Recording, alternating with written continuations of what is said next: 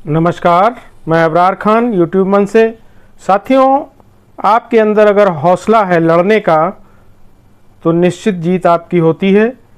2 साल 9 महीने की लड़ाई के बाद आखिरकार अंकिता भंडारी के परिजनों ने आधी ही सही लेकिन जीत हासिल कर ली। उत्तराखंड में अंकिता भंडारी हत्याकांड आप लोगों को याद होगा। 19 साल की लड़की थी वो, और उसके मालिक जो थे उन्होंने ही उनके साथ इस तरह की हरकतें की थी और आखिरकार वो इस दुनिया में नहीं रही।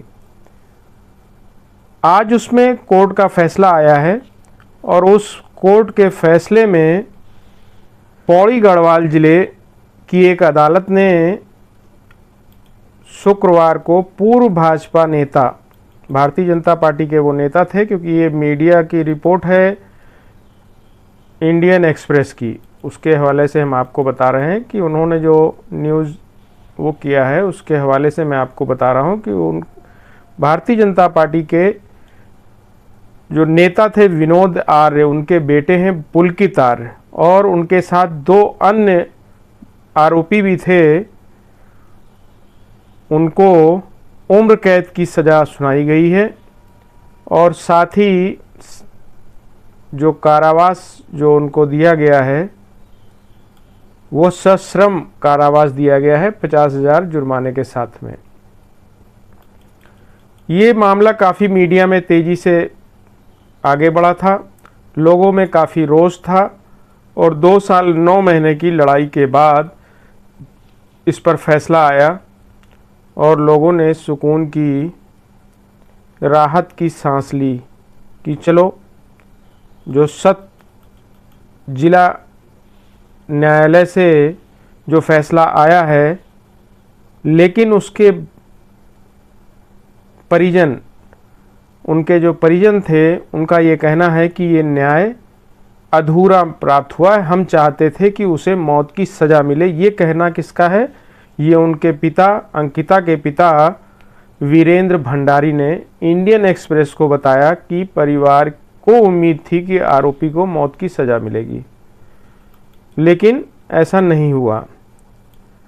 उन्होंने कहा कि आरोपी जेल में होंगे, लेकिन उन लोगों का क्या होगा जो बाहर हैं। हमने एक वीआईपी का मुद्दा उठाया था, लेकिन उनका नाम अभी तक सामने नहीं आया है। हमने मामले को सीबीआई को सौंपने की मांग की थी, यहाँ तक कि आवेदन भी दायर किया था कि अन्य संदिग्ध जो लोग हैं उनकी जांच की जाए, लेकिन उसे खारिज कर दिया गया।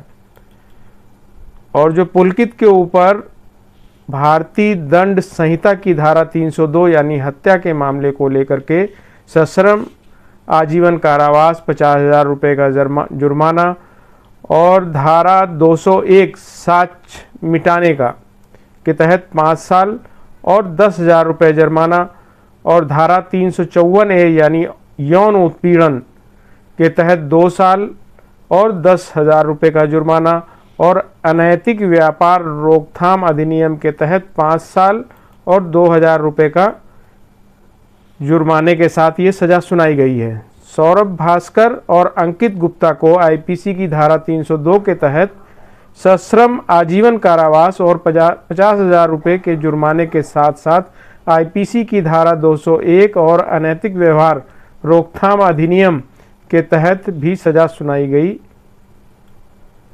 अदालत के फैसले के बाद उत्तराखंड के जो मुख्यमंत्री हैं पुष्कर सिंह धामी ने सोशल मीडिया पर अंकिता को पहाड़ों की बेटी और बहन कहा है। ये फैसले के बाद उनका ये बयान आया है। उन्होंने कहा, हम इस घटना से बेहद दुखी हैं, जिसके बाद हमने उसे न्याय दिलाने का संकल्प लिया था।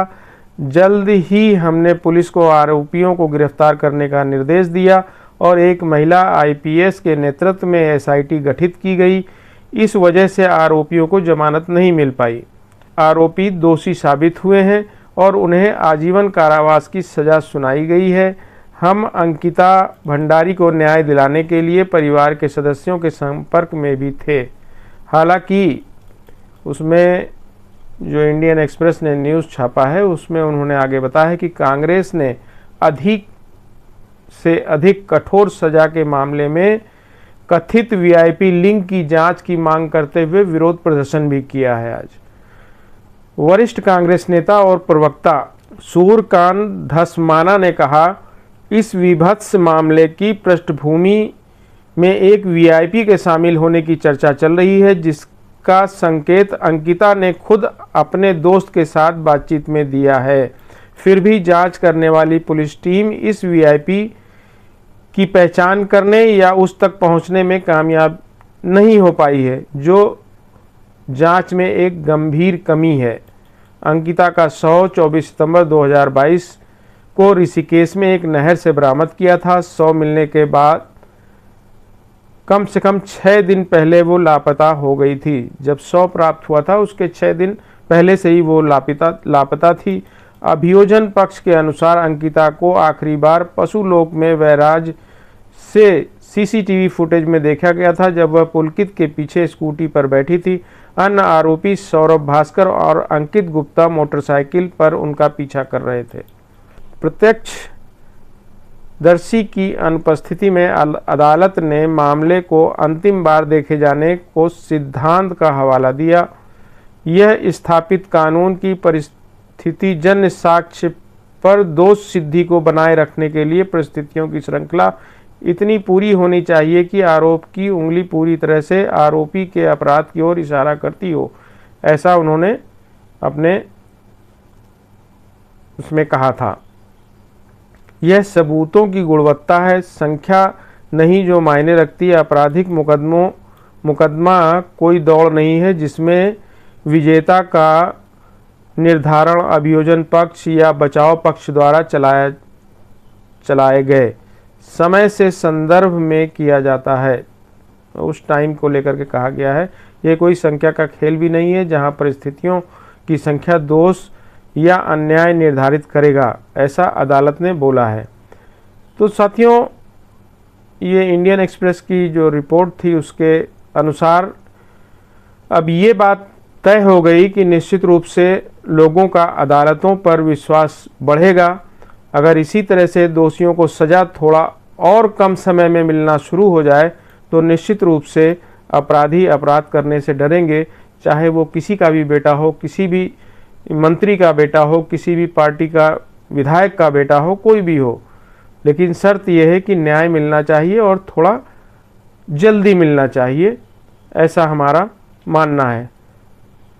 तो निश्चित रूप से न्याय की लड़ाई में धैर्य की ज़रूरत होती है। धैर्य से लड़ाई लड़ें, हिम्मत ना हारें। अगर आप न्याय की लड़ाई धैर्य के साथ लड़ेंगे, निश्चित रूप से जीत आपकी होगी। बहुत बहुत धन्यवाद। जो भी साथी जुड़े हैं, चैनल को सब्सक्राइब करें और ज़्यादा से ज़्यादा लोगों तक शेयर करें।